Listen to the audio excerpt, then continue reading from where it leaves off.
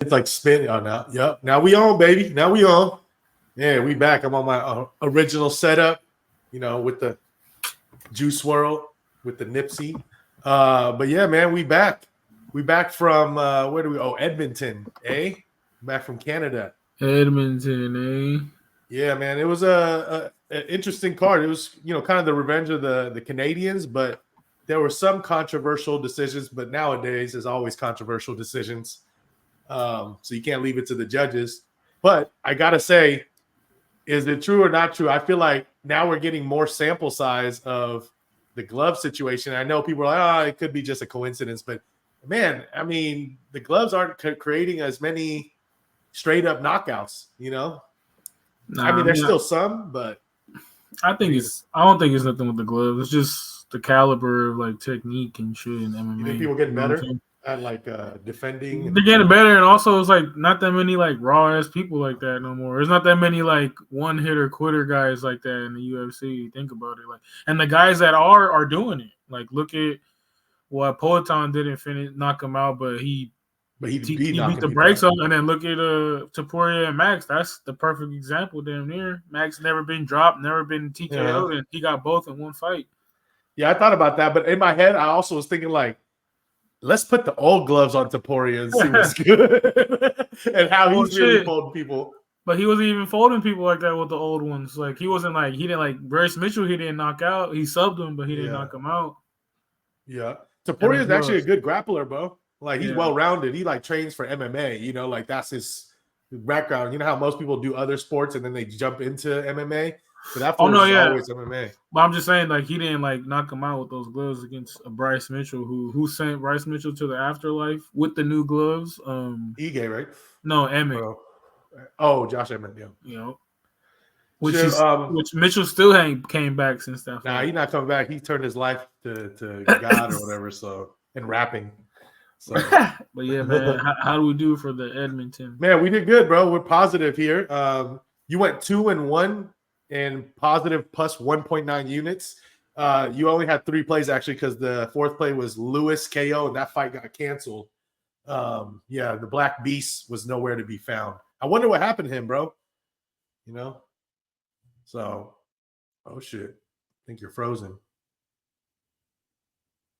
Well, I'll just recap while he's figuring it out. Oh no, he's back. He's back. Nah, they never said what happened to Derek Lewis, right?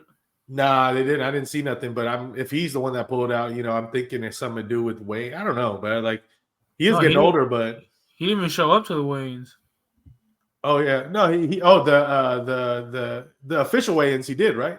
The official ones, but not the ceremony. Right? I never seen him. I didn't see a weigh-in from him, actually, to be honest. I know I saw it because I only watched the official weigh-ins, but I didn't watch any other one. And I remember seeing him, and I was like, oh, he's looking pretty slimmer. So that's all I was like, maybe it can't be a bad weight cut. Like heavyweights getting bad weight cuts don't seem normal. So it had to be something else. Maybe he was sick, low energy type of stuff. But yeah, man, you had Moreno minus 175, that hit. And then you hit the parlay with Zalal, Jasmine Judavicius, and Mike Mallet at plus 190. And then the only one you got wrong was Rose Namajunas at plus 110. But that was a close fight, man. And a comeback win, if anything, from Aaron Blanchfield. Yeah. I was sketched out during the whole fight because I had Blanchfield and Rose was just like the first couple of rounds, she was just giving it to her, bro. Like, I was just like, bro, is this going to be another one of those like Manon Fiorot versus Aaron Blanchfield shit where she can't even take her down or do nothing? But, the good thing is that Fiorot was just huge and, Rose is not as big, right? She went up in weight. So I feel like Blanchfield had an easier time, like, using her power, things like that. And when she got hit, she was getting pieced up, but like, Fiora got the power, I feel like, So when you get pieced up by Manon, it's different than Rose. But I think Rose is a legend regardless at this point, like regardless of her winning or not. So that was cool. I went 4-0 on this, so I was juiced. Plus 4.6 units. I got Jasmine Judavicius, minus 225. I had Ayman Zahabi, minus 120. That one was crazy because on the show when we were talking about him, he was minus 120, like damn near pick'ems. But when it got to the day of the fight, he was like minus 200, bro. Something crazy. And then I got Air Charles Jourdain at minus 120. And then the parlay with kind of sketchy, but Jamie Lynn Horth which was like the first fight that everyone was like a little controversial, close decision. And then Zalal and Mike Mallet as well at plus 160.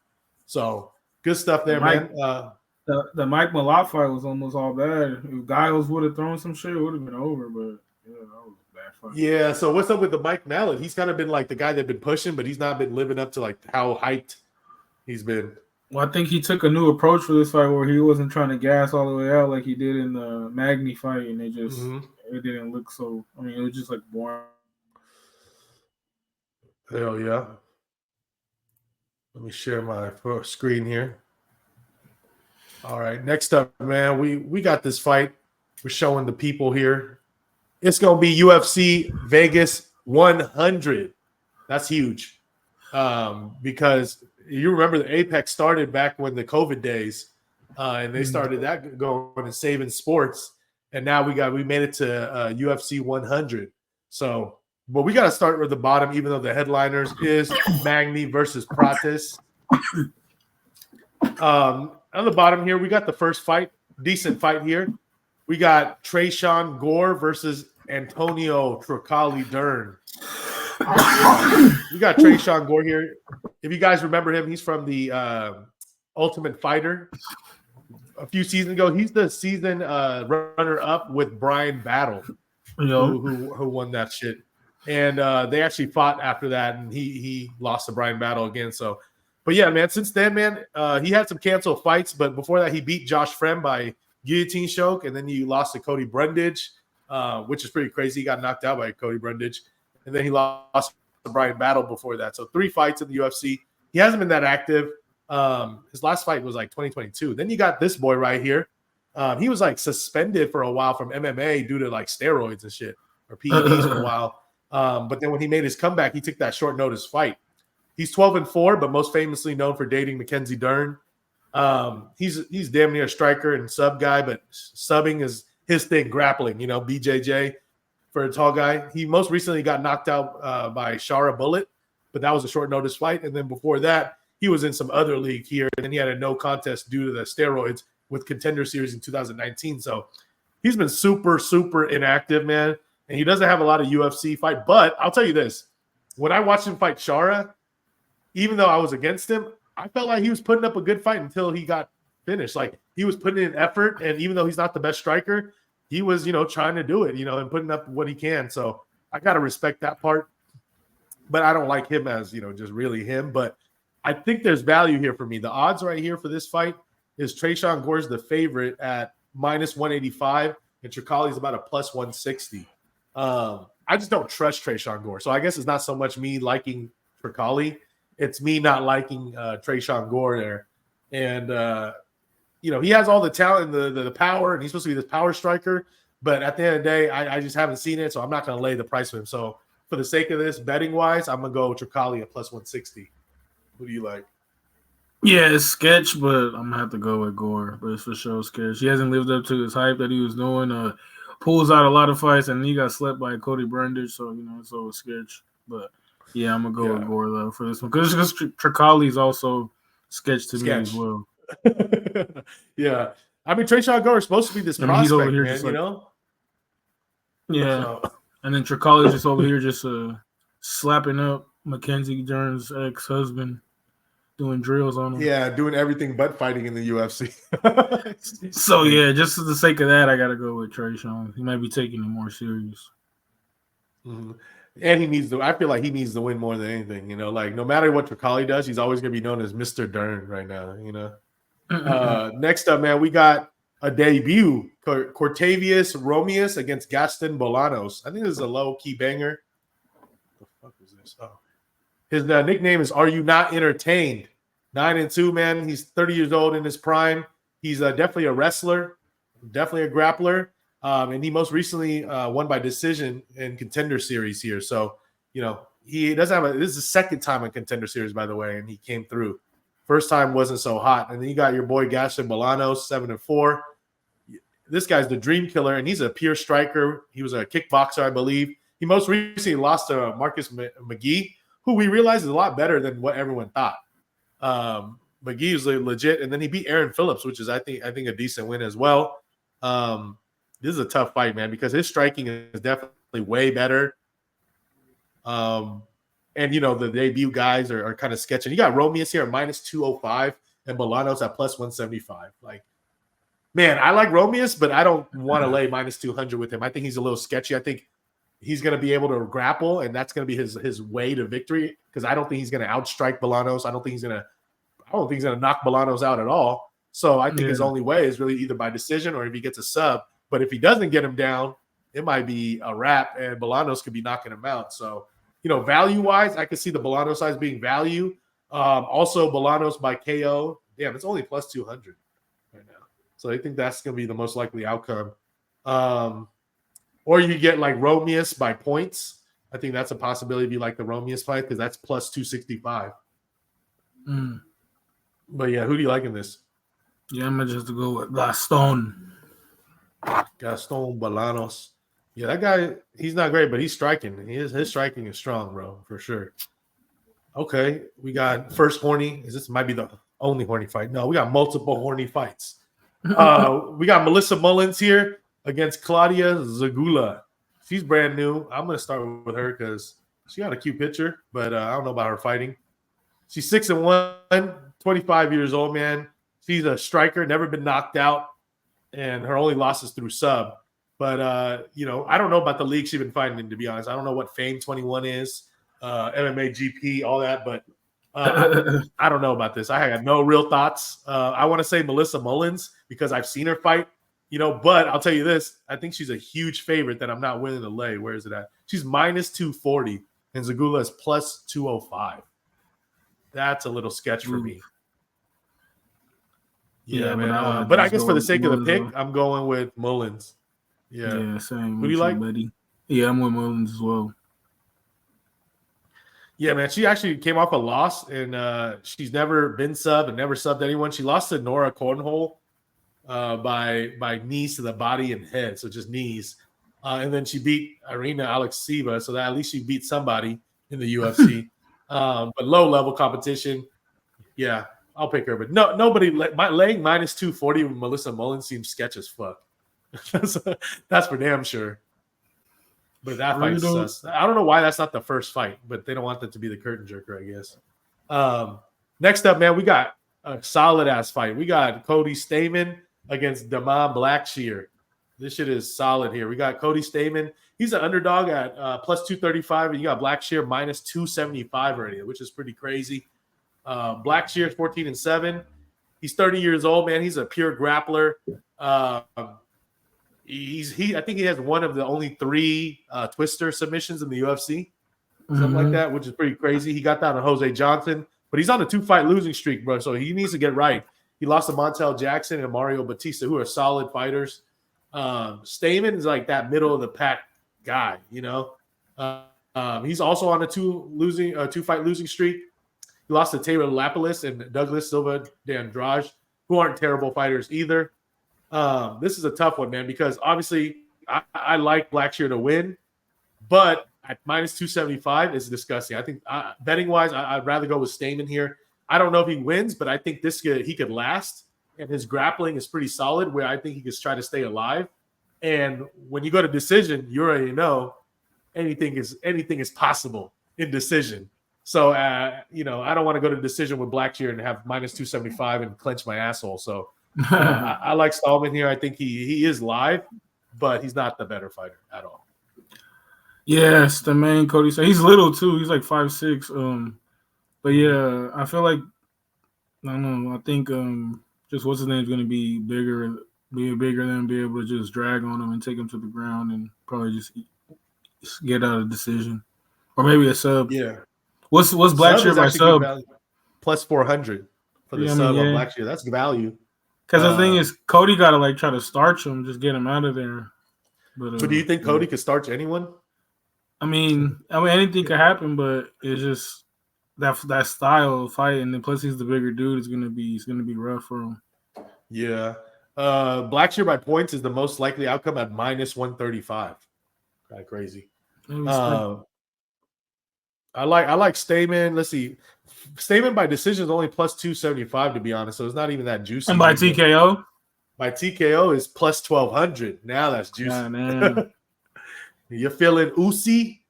That's big money right there, man. Like you said, anything can happen, bro. It's his birthday too. Look, is it? It'll be his birthday, November 9th. Oh shit. Oh shit. Maybe he got the birthday luck, hopefully. We'll see. It is a sketch fight, but it'll be good talent. I think it's gonna be a lot of grappling, a lot of hugging.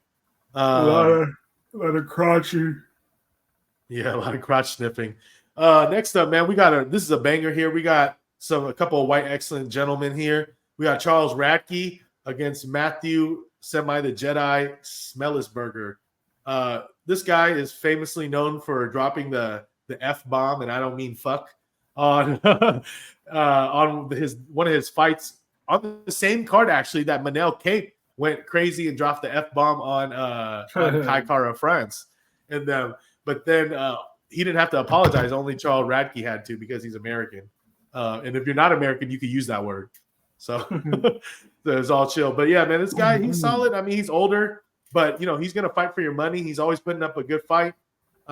He's decently well-rounded, but he's gonna try to throw hands. He most recently got knocked out early by Carlos Prates, but that's kind of normal. And then he did beat Gilbert Iberna and Mike Mateo, which is, I believe, that's Blood Diamond, right? Yeah. And you got this boy who I was on this train, but I've been disappointed many times. So I don't know. I might be on a bias here, but he lost to Preston Parson. He lost to Earls Medics. He lost to Jeremiah Wells in a close-ass fight. It was a good battle. But the last couple fights, he was not looking good at all. Yeah. I think Radke should win this easy. Radke's a tough-ass fighter. It's just he fought Prates in his last fight, and Prates is like, he might be him right now. He might be him. So, like, yeah, I got to go with Radke in the F-bomb. Yeah, I'm with you as well, man. I'm going Radke. I don't know why my site is messing up. I don't even know how Smellisberger's still in the UFC. Like, yeah. I mean, he was looking decently promising for a second. And well, during COVID, I feel like during COVID he was big. He was always fighting like on these type of cards, and he was doing good. So it's fitting.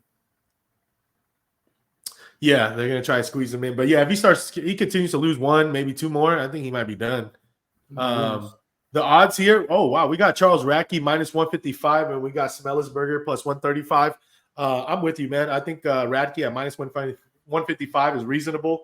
I think that's the side right there, man. I think Radke's gonna fight for your money, and him getting knocked out by Prates is okay. It's okay, but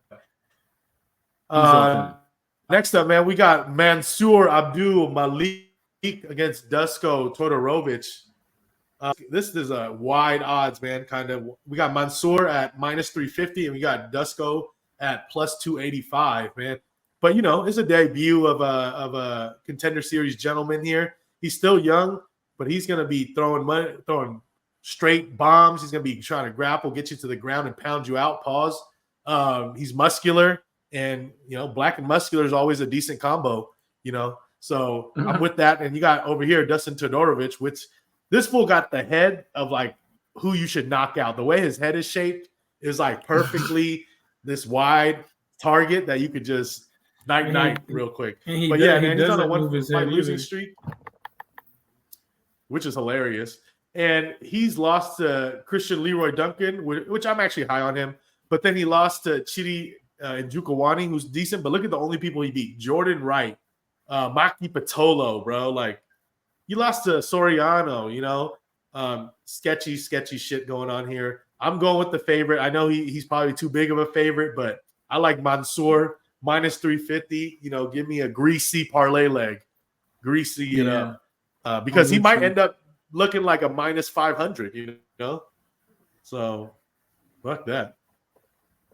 Anywho, next up, man, I think we got a better fight than this one. Oh, we got a last-minute guy, man. Who's Zach Scrotum or Zach Scrotum? Zach Scrotum. Wow, yeah. This was supposed to be. What's his name fighting? Fucking. See right here, Nicholas Dalby. Yeah, that was gonna be a big bet too. Yeah, that would have been a good ass fight. Yeah, he's solid. But it was supposed to be two old guys. Now we got this 28-year-old guy fighting this 38-year-old guy. I love Zaleski and all, and he's solid. I think he's all around solid as far as like he could grapple jiu-jitsu wise. He could fucking strike. You know, he's tough. He got chin. The only downside is he's just older, right? But some of these Brazilians, you know, they can be older, I guess, i.e. Jose Aldo, but that's on another level. But 24-8, this guy's just lost his last fight to Randy Brown by decision. And then he had that draw. He had that crazy fight against Renat Frankendinov, which is pretty crazy fight, but it was a draw. But you got your boy here, Zach Scrogan, undefeated, man, new guy, 15-fight win streak. He's 6'3", bro. What the fuck? But he's never fought in the UFC. He's fought FAC. I don't know what league that is. And to be honest, I actually never seen this guy fight. I didn't see no tape on this guy. But he's plus 350. And I'm going to tell you something, bro. As much as I like Zaleski, at these odds, you're telling me you're giving me a 28-year-old guy on a huge fight win streak, more reach, 6'3". Man, give me Zach Scrogan plus 350. You know, just on not a huge bet, but I got to put a little sprinkle on it, bro. But I was looking forward to seeing Dalby fight Zaleski because that would have been that's a solid ass matchup. And I like Dalby in that one too. And but yeah, Scrogan for me, I guess, just odds wise, it shouldn't be this wide. I never seen him fight, so I can't. I'm like, I don't know nothing about him, so I'm gonna have to go with Zaleski. Look at this white excellence. Looks like a Joe Burrow. Exactly. Drake May. He look like he's fighting for the red hat. Oh man, but yeah, no, we'll see. We'll see. Maybe this kid could finally make a name for himself, bro. That'd be crazy. I mean, he's killing people on the regional scene. So we'll see. Yeah. Next up, we got the horny fight, baby, which is the opening of the main card. We got Luana Pinheiro against Jillian Robertson. Pinheiro is infamously known for just giving up, even though she has some talent. But yeah, she's sketchy, but she's on a 2-fight losing streak. Sorry. She lost to Angela Hill. She got finished by guillotine choke. She lost to Amanda Hebus by spinning wheel kick and some punches. And then she only beat Michelle Watterson, an old Michelle Watterson, by split decision. And she's beat Sam Hughes. So, I mean, her BJJ's pretty solid for what it is. But, like, when you're talking about you're fighting Jillian Robertson, who is, like, the grappling BJJ savage in the women's division, you know? Yeah, 14-8. I know the record's not sexy, but I think she's really turned it around and continued to improve and gotten a lot better. Even though the people she's fought isn't the best names either. But look at this, bro. Oh, in a grappling match, not a real fight, but she did beat Rose, for if that matters to you guys. But she hasn't fought the best competition. But I think she's gotten a lot better, and she's been pretty dominant in her wins. So, and she's a huge favorite in this, which made me sketch out at first. She's minus 375 right now. Pinheiro's plus 310. That's sketchy as fuck. What's her by submission? Let's see. Her by submission is plus 140. Not bad. That's cool. Because I mean, and by points. And by points is going to be plus 240. Oh shit! So that's cool. Yeah. The under 2.5 in this women's fight is minus 150. That's interesting.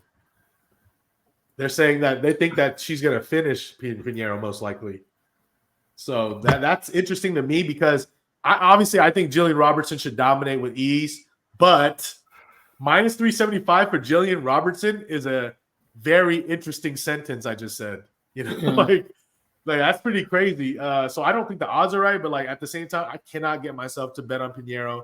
I think there's other underdogs that are more live at plus 300.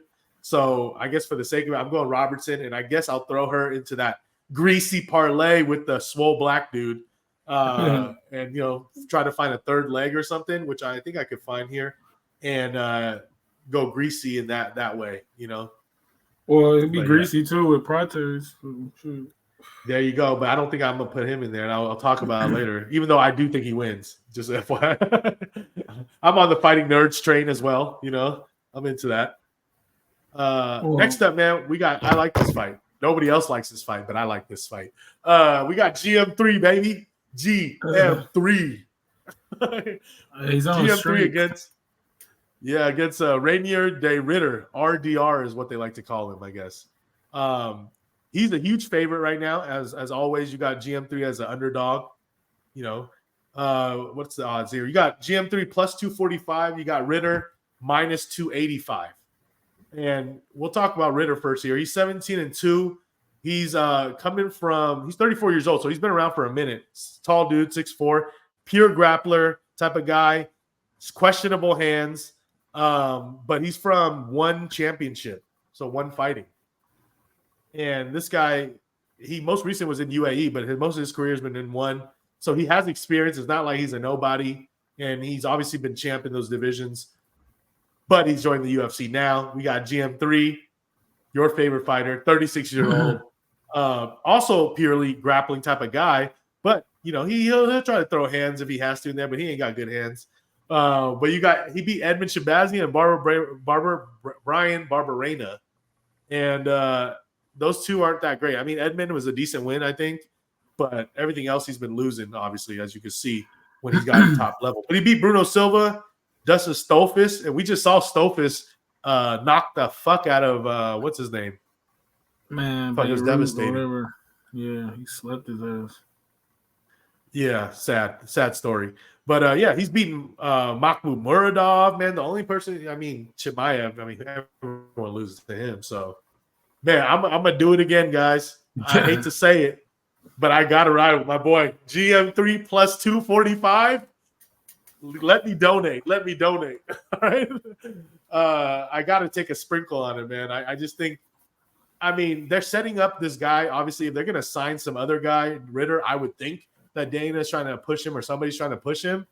But there's this other theory that I heard out in some other podcasts that was talking about perhaps every time Dana signs someone from another famous league, he actually doesn't set them up for success because he wants to be like, oh, look at your guy over here. And when you come over here, you're just getting fucked up. That's kind of like that's the Vince McMahon mindset. But it kind of didn't work with the UFC because when they bought Strikeforce took over and became most of the champions in the UFC. Yeah, that's true. Is it? But you think this is gonna be the same thing? Well, we'll see. I don't know. Like you said, this guy's coming off a 3-fight losing streak. This is the perfect setup, for what's his name, GM3 to shine. I'm gonna go with him too, just because the other guy's never found the UFC, and he's been taking some L's. And I'm gonna just go for the value with this. Yeah, I'm with you. It does look like they're setting up Ritter to feed him GM3 because GM3 in theory is just an old guy that's on his way out. He's not gonna do nothing, right? That's what it seems like. But at the end of the day, it's do I want to lay minus 280, minus 300 with a guy that's never been in the UFC that also has no hands as well? That's the thing. That's the only thing that you got me. If he had hands, it'd be a wrap. But no, since you said he has no hands, it's and I would argue that GM3, from what I've seen, GM3 might have slightly better hands, and he got no hands either. So to me, it's okay, you're gonna go play into a game plan that grappling and jiu-jitsu that GM3 is also good at. I don't know who's better. You could argue that the other guy's better. I don't actually know, and my opinion is that probably the other guy's better. But it's GM3 could definitely keep up on the ground. So it's if you're telling me you're giving me these odds, then I'm gonna have to play. So let's play. Let's go GM3. Yeah. Fuck the Dutch Knight. Next up, man, we got going into the main 4 fights. We got your boy here. He's back, Ricky Tercios against Bernardo Sopaj. The Lion Sopaj King. minus 350, Tercios plus 285. Yeah, crazy, man. But yeah, if you guys remember the Lion King here, this kid, short notice fight, he came in against Vinicius Oliveira, and he got that nasty flying knee to his face, and he went to sleep.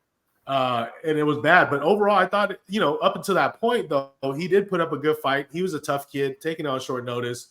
And he's back, and I think there's a reason why he's minus 350 against Ricky Tercio, which is pretty ridiculous that he's that big of a favorite. But when I looked at everything with Tercios, although Tercios is hella tough, he doesn't really get finished like that. And he's pretty well-rounded. I think he could grapple a little bit. Obviously, he loves to box and he loves to strike. But he's Mr. Pillow Hands, and he's trying to be death by 1,000 cuts. So to me, I'm if you're going to try to do it with Sopaj, I don't think that's going to be the right matchup for you to try to do that. And I think Sopaj just got way more ways to win this However, I mean, minus 350 sucks. So I guess I'll put him into that greasy parlay, but I think it's a little expensive. Yeah, I'm gonna go with the underdog on this one, just because the other guy coming off because it's your boy, bro. He coming off a flying knee knockout, like I don't know, plus and then minus 350 is kind of crazy. That is crazy, especially after you getting cold knocked out like that. Yeah, and then it's your second fight in the UFC. It's like, yeah, I don't know. I gotta go with the say, you know what I'm saying? He trained out of SAC, or he was, but yeah. Gotta see if he can bounce back as well, because he got yoked up by the youngster. So, but that's also who was a grappler though. This guy Sopaj ain't a grappler, right? No, he's gonna strike. Yeah, see, and Turcio's got like 3 inches on him on the height and the reach. Pause. So yeah, hopefully, if he's gonna have to like try to use his grappling in this one, but yeah, I'm gonna go with the Salvadorian Filipino. Yeah, what's the over's over 2.5 minus 180? Yeah, I think most likely they can last because I think both guys, especially Turcio, is pretty tough. You know, he don't really be getting finished regardless. Oh, I was wrong. This is the horny fight. The final horny fight. We got your girl, Karolina Kowalkiewicz against Denise Gomes. Man, I feel like this is another like feeder to the young talent. But Denise Gomes, 9-3. She's only 24 years old. She's like Jessica Andrade, Larissa Pacheco vibes going on here. That's what she kind of looks like with the tats and everything. But she's real, man. She's obviously throwing bombs at all times. That's what she does. She's not going to try to grapple or nothing. But however, she most recently did a split with Mora, who was a grappler. And then before that, lost by decision in Angela Hill. But if you guys remember, we were there. The upset of the century, damn near one of them. She was a plus like 300 underdog against Yargui. And she ended up knocking her out on some just throwing a bomb randomly. We might be bad luck. We bad luck for her. Yeah, but hey, the odds are a little too crazy. Once again, Denise Gomes minus 500 against Karolina Kowalkiewicz. I think it's worth it. Karolina has been looking kind of sketchy in her last couple of fights, especially against like people who throw bombs. So I feel like Denise Gomes. It might go all three, but I mean, I'm rooting for Kowalkiewicz, but I gotta go. I'll throw Gomez in a big greasier parlay. Yeah, she's almost 40, bro. Yeah. She just turned 39, and she got pillow hands. She's. I think obviously she's gonna have to try to grapple to have a chance. See, if she just stands, I don't think she'll be strong enough for that though against the other chick. Against Gomes, yeah, I'm with you though. I mean, obviously, I like Gomes here. You know, I think Karolina is still a little too old on her way back. She had a little resurgence type of thing, but it ain't like a full resurgence. You know, it's like just for the. Oh, because look, once she fought somebody that was like, you know, a little younger, it's like, yeah, this is like the same type of fight as Lucindo, kind of. Yeah, like young, powerful, short, you know, stocky type of build. But all the people she beat are like, let's just be honest here, like sus. Nah, like yeah. Belbita, Demopoulos, Juarez. Yeah. So, yeah, I'm with you there, man. I think I'm also going to throw her into that greasy parlay. The under-over is 2.5 at minus 300. So, yeah, with the women's fight, I think it's sketch. If I have to sprinkle on a prop, I might go Gomes by knockout at plus 300 because the Gomes by point is minus 160. So it's like I don't like betting like juicy props. What about by TKO? TKO, that was plus 300. I like that one. I think that's value there. You know, now to think about it, I might sprinkle on it right now. I think that's a good one, guys. Live bet. We might go crazy and just take some shots here just to try to round out and catch up at the end of the year on our picks on the show. Yeah, you know, get some plus money going. Maybe I'll throw that out. But yeah, next up, man, we got the co-main event. We got, man, more of your boys. We got Cody Garbrandt against Miles El Chapo Johns, bro. This is a sketch fight, bro. Yeah, it's two sketchy people, but I like this. 15-2. He's more of an up-and-coming guy, but he's kind of like getting into his prime. 30 years old, 3-fight win streak. You know, decently well-rounded. He could wrestle. He could strike a little bit. He beat Douglas Silva de Andrade, which is huge. Beat Cody Gibson. And in no contest against Argueta, but he beat Vince Morales. So I mean, you fight who you fight, right? Like obviously not the best competition, but the last 2 wins were decently solid. And one of Garbrandt, them he had to come back from too, where he was losing. I forgot which one that was. Oh, that was let's see. I'm pretty sure that was the De Silva fight, if anything. Yeah. Because Cody Last Gibson one. for sure not. Yeah. And I remember I lost on that one because I was on De Silva. Yeah, I remember. I'm a big De Silva guy. Or Silva de Andrade. Sorry, not De Silva. Next up, man, we got Cody Garbrandt. Sorry, my mother was calling me live on the Sorry, Mom. Yeah, man, we got Cody Garbrandt here. He's back in the UFC. He's still only 33 years old, man. Even though he feel like he's been in the UFC forever, obviously he's a striker. And most recently, man, he kind of got beat up and tapped out by Figueiredo. So that's Figueiredo. That's nothing. Figgy's the real deal, like I'll give him that for sure. And then before that, he beat Brian Keller easily. And then he beat Trevin Jones in more of like a wrestling type of style match. But the odds here, man, Johns is already a minus 175. Garbrandt's plus 150. Money's been just coming in on Johns, bro. I already fired on this, by the way. I fired on Miles Johns, minus 140. I would still take it now. I think this is the best bet of the card for me. This is the best bet. I'm fading Cody Garbrandt. Get him out of here. Who do you like, man? Oh shit! I don't know. I guess I'm just feeling underdog today, but it's gonna be the biggest fight for Miles Johns, you could say. Cody might be on the way out. His last 2 wins, man, against kind of people that are like, damn, if you don't beat these guys, it's over for you, buddy. But I don't know. I think I'm gonna go some last magic with Garbrandt because Figueiredo. I mean, Miles Johns isn't Figueiredo either. You know what I mean? And that's a tough fight. And I feel like Figueiredo had to take him down because I think Cody was like smacking him up a little bit standing. I'm not too sure. I don't remember. Like we were at that fight, but I just remember the finish. But I'll go with Cody. Fuck it.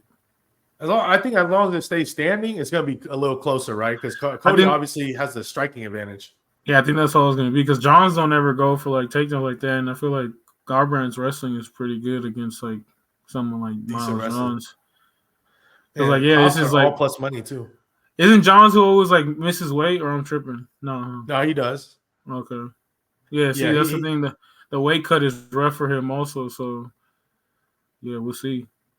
We'll see, Chapo. It's his chance for me. I just think he's on the projection of up. He's gotten a lot better in the last few fights, but Garbrandt is on the way down. But who has a better career? Obviously, Cody Garbrandt. Like he's the more of a legend. He's a champion. He's been a champion. Yeah. And then he took out Dominic Cruz. When Cruz is like the best.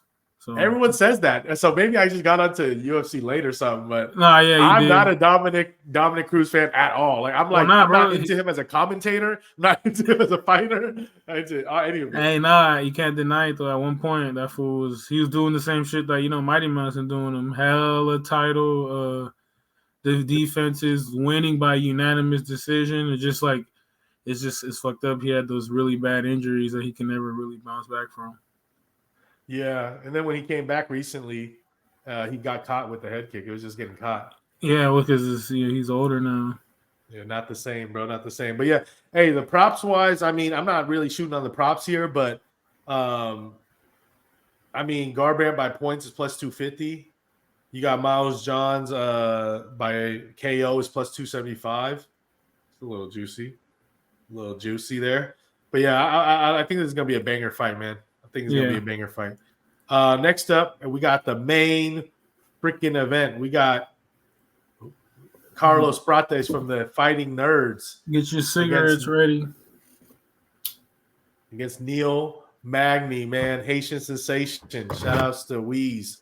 29-12. I mean, he's done it all at this point as far as like a journeyman.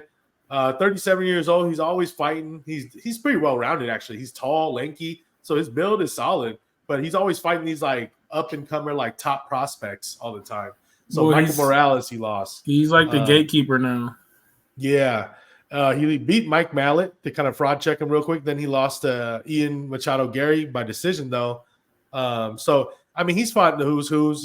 He actually beat our boy Max Griffin by a close split decision. So he's pretty decent. And I'll tell you this, man. And I know the odds are crazy. We were already talking about it. Prates is now a minus 700 or something. Where is he at? Oh, what the fuck? Oh, here it is. Yeah, he's minus 750. And Neil Magny's plus 550, man. And obviously, I think Carlos Prates should win probably by, I don't know, by knock. I would say by knockout, but it's a sketch thing. That's why I don't like props. But the odds are way too wide. Minus 750, bro. Like, you would disrespect Neil Magny like that. Like, he ain't fought everybody. And let's say this: Prates is hella good at striking. You know, Muay Thai's tatted on his chest, and he should knock people out, but low volume. Nail Jaquez Magny. Well, it's because he waits, you know what I'm saying? He's like picking his shots. He's like old school Anderson Silva, and he got the length too and everything. He's really calculated with his moves in there and shots. He's gonna, when he sees it, he's gonna strike like like a sniper and get you out of there. But yeah, I gotta go Prates, bro. He's the new thing. He's been showing like, yeah, he's the real deal. I don't know if it goes all 5. Finishing Magny would be like a big feather in your cap. You know, if you could TKO him. Yeah. But yeah, I'm gonna put him in. Prates by knockout is minus 300. Oh wow, that's pretty crazy. That's crazy, right? So they already know who, like, everybody's gonna want to bet Prates. Like, I would if it was a closer odds. I'm for sure betting Prates, but minus 750 is pretty insane, I would say.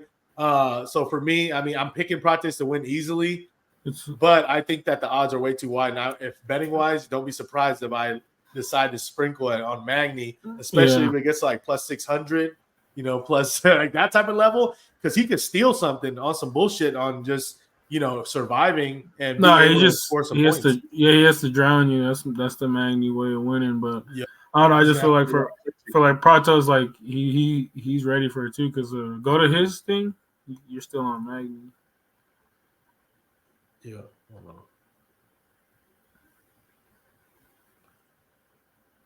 He's the real deal. I mean, the fighting nerds are just the real deal. You know,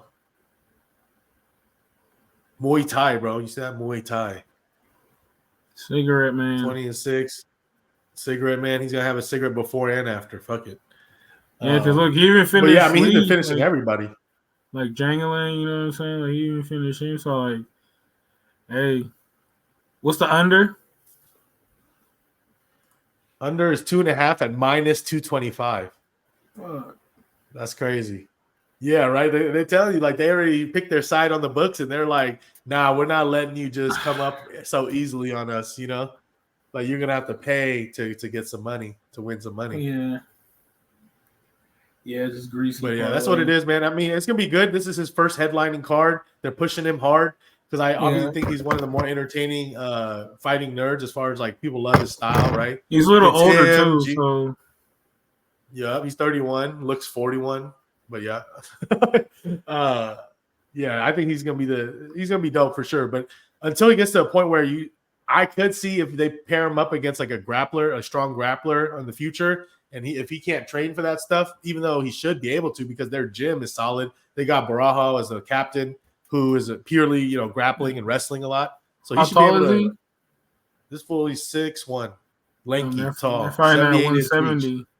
Yeah, see, he's like Magny's like fighting against himself, but with like this dude got hands. But with power, hands and power, more speed, more power, and youth. But yeah, man, youth. I'm with Prates all day. Prates. How tall is Neil Magny? He's 6'3", right? 6'3". And the fact that he smokes cigarettes, gotta respect it. Do you? But yeah, no, I fuck with him. That's good. Make cigarettes great again. Hey, if Trump wins, that's what's happening apparently. But yeah, lay off them pussy vapes. Nah, dude, I like the pussy flavor vapes. You heard of the sexy red flavor vapes? Was it like an STD flavor? Yeah, it's just like the same as her lipstick or whatever. No, that'd be crazy. Nuts. Like just you get nut vape or like gonorrhea vape, yellow discharge vape. Gross. Yeah, man. So let's get our picks going here, man. We gotta keep this momentum going.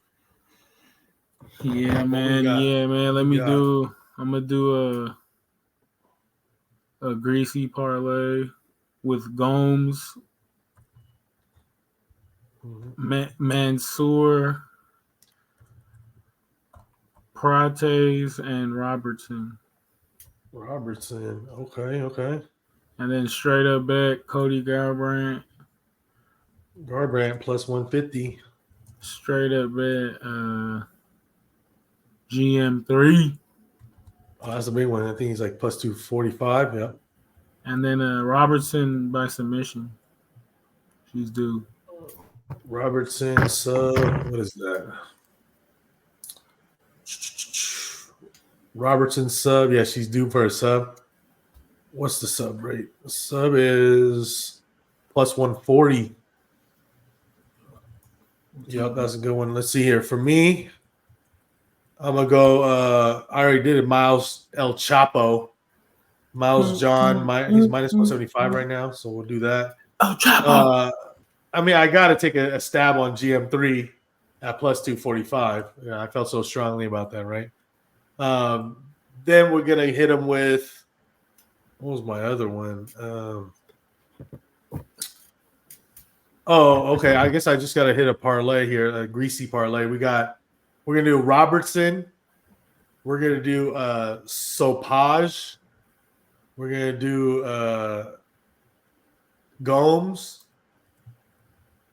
and we're gonna do. This is super greasy, and we're gonna do.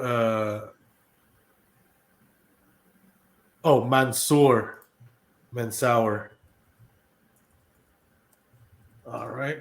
And then last one. I think I gotta give him, I guess Charles Rackey's calling my name, bro. It's either that or I'm really thinking about that Denise Gomes by knockout plus 300. To be honest with you. Yeah, I like that too. Yeah, I need that plus money, man. Let's go Gomes. KO plus 300.